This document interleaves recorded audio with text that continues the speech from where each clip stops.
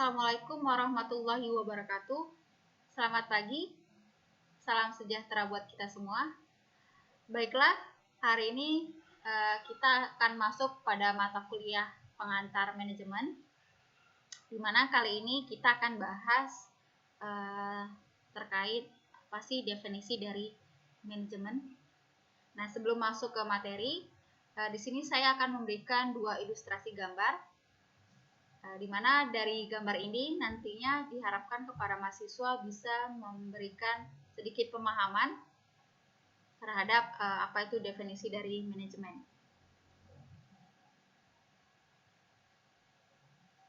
Nah, yang pertama ini ada gambar jam, di mana gambar jam di sini maksudnya adalah waktu, di mana menjelaskan bahwa seluruh manusia mungkin memiliki, bukan mungkin ya, tetapi pasti memiliki kesempatan waktu yang sama, di mana manusia memiliki 24 jam dalam satu hari. Nah, manusia itu sendiri mungkin memiliki berbagai aktivitas yang sangat padat, akan tetapi harus dibagi dalam beberapa waktu yang berbeda. Ya, contohnya saja misalnya perannya sebagai mahasiswa. Ya, nah, kalau perannya mahasiswa mungkin menjadi kewajibannya adalah mengikuti perkuliahan. Nah, kemudian yang kedua, melaksanakan ataupun mengerjakan tugas yang sudah diberikan oleh si dosen. Nah, kalau jika si mahasiswa itu perannya sudah selesai sebagai mahasiswa, tentunya peran berikutnya adalah sebagai anak, ya, kalau di rumah, ya. Nah, tentunya kalau anak di rumah tentu memiliki tugas-tugas yang ada di rumah dan memang harus diselesaikan. Nah, dari berbagai aktivitas tadi tentunya itu harus dibagi dalam beberapa waktu, ya, sehingga si mahasiswa tadi ya bisa menggunakan waktu yang dia miliki secara maksimal ataupun efektif. Nah, kemudian gambar yang kedua di sini adalah gambar seorang wanita yang memang lagi membuat suatu laporan keuangan. Ya. Nah, maksudnya di sini adalah kaitannya dengan keuangan. Nah, tentunya kita di sini harus memiliki keterampilan ya dalam hal melakukan pengelolaan terhadap keuangan individu ataupun pribadi. Ya, bisa jadi mulai dari pemasukan atau istilahnya bisa seperti pendapatan, ya. Kemudian yang kedua itu adalah pengeluaran. Nah, pengeluaran di sini juga menjelaskan biaya-biaya yang memang harus dikeluarkan oleh si individu. Nah, mungkin dari dua gambar ini akan memberikan suatu pemahaman kepada mahasiswa sehingga arti dari si manajemen itu adalah suatu bentuk pengelolaan. Dan kenapa alasannya saya memberikan dua gambar ini? Memang karena antara waktu dan keuangan ini pasti tidak luput dari kehidupan si manusia itu. Ya, jadi di sini butuh yang namanya keterampilan dalam hal pengelolaan secara waktu dan keuangan. Nah, itu kalau dari gambar ya. Jadi tentunya kalau secara gambar dengan arti sebenarnya memang sedikit memiliki persamaan, ya, yaitu pengelolaan. Nah, slide berikutnya ini kita akan bahas secara bahasa ataupun terminologi, di mana manajemen ini terdiri dari dua bahasa. Yang pertama ini adalah bahasa Prancis kuno, yang dimana artinya adalah seni melaksanakan ataupun mengatur. Kemudian yang kedua ini adalah menurut bahasa Inggris, manajemen merupakan suatu kegiatan mengurus ataupun tata laksana. Nah, itu kalau secara bahasa.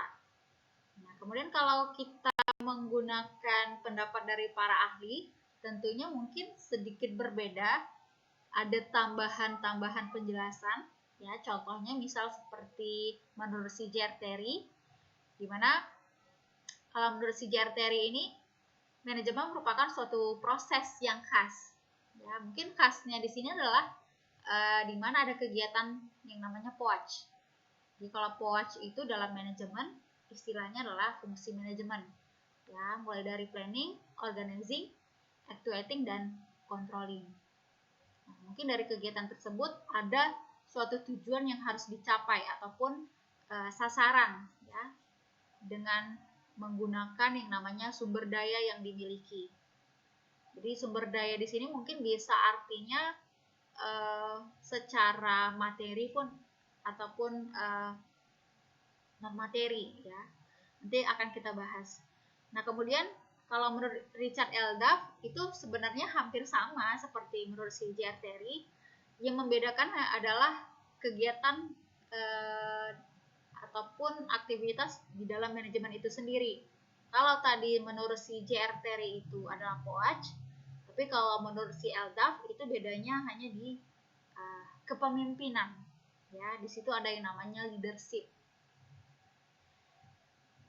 Oke, itu kalau dari segi bahasa dan pendapat para ahli. Nah, kemudian kita akan bahas tentang sumber dayanya. Nah, tadi kita ada sedikit menyinggung tentang sumber daya. Nah, kalau dalam manajemen itu istilahnya faktor-faktor produksi, ya. Jadi faktor produksi ini juga sebagai pendukung dalam hal kegiatan manajemen. Kalau saya pribadi itu menyingkatnya dengan 5M, ya, dimana memang awalannya itu adalah huruf M semua, mulai dari man, money, machine, method, dan material. Man ini di sini maksudnya adalah manusia, ya, jadi ataupun sumber daya manusia, ya.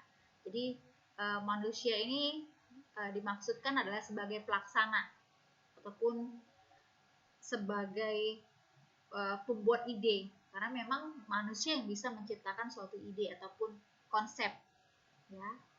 Kemudian yang kedua, ini adalah money ataupun uang. Dimana kalau uang di sini artinya adalah dana ataupun ya uang yang digunakan untuk kegiatan manajemen. Ya, misalnya melakukan pembelian, ya, ataupun mungkin pembayaran, ya, pembelian bahan baku ataupun mungkin pembayaran gaji, ya, ataupun biaya-biaya yang dikeluarkan pada kegiatan manajemen. Nah, kemudian M yang ketiga adalah machine. Nah, di sini adalah mesin maksudnya. Nah, mesin ini adalah salah satu kegiatan pendukung juga yang digunakan dalam hal kegiatan produksi, ya. Karena memang kalau kegiatan produksi itu membutuhkan mesin, ya. Contohnya saja kalau untuk membuat suatu produksi mie instan misalnya, maka yang dibutuhkan adalah mesin pencampur bahan-bahan ataupun ingredients dari pembuatan mie, ya, ataupun mungkin dikatakan mixer, ya. Nah, kemudian M berikutnya adalah metode ataupun metode. Ya, metode ini juga diartikan sebagai cara, ya, cara dalam melakukan manajemen ataupun strategi, itu juga bisa dikatakan strategi, ya, gitu. Kemudian material. Nah, kalau material itu juga dikatakan sebagai peralatan ataupun pelengkap, ya. Misalnya kalau dalam kegiatan produksi mie tadi, nah maka materialnya adalah bahan-bahan bakunya, ya, seperti tepung, kemudian telur, mentega, dan sebagainya. Oke, itu adalah penjelasan dari faktor-faktor produksi. Oke, demikianlah hasil dari penyampaian materi kita pada hari ini. Jika ada kesalahan dalam penyampaian kata, saya mohon maaf. Assalamualaikum warahmatullahi wabarakatuh.